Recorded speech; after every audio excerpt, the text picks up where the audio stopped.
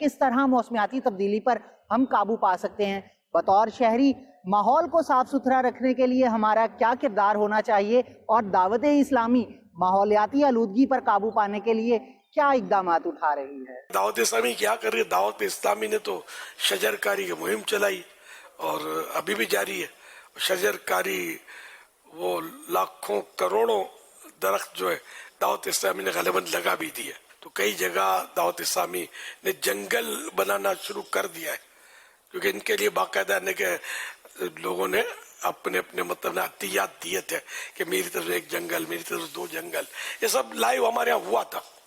تو انڈرسٹوڈ ہے کہ یہ بھی تیار ہو رہے ہوں گے، اور جنگل راتوں رات نہیں نکل آتا، اس کو تھوڑا ٹائم لگتا ہے۔ تو انشاءاللہ یہ کہ دعوت اسلامی کوشش کرتی رہے گی، لیکن یہ کہ اگر سارے مل کے یہ کوشش کریں گے نا تو ہم جلدی اس آفت سے نکل سکتے ہیں، اور فائدہ اس کا سب اٹھاتے ہیں۔ جو یہ جنگل بنائیں گے، درخت لگائیں گے، شجر کاری کریں گے کہ پودا لگانا بھی ہے اور درخت بنانا بھی ہے، ورنہ پودے کو تو جانور چر جاتے ہیں، سوکھ جاتا ہے، اگر اس کی دیکھ بھال نہ کی جائے ضائع ہو جاتا ہے۔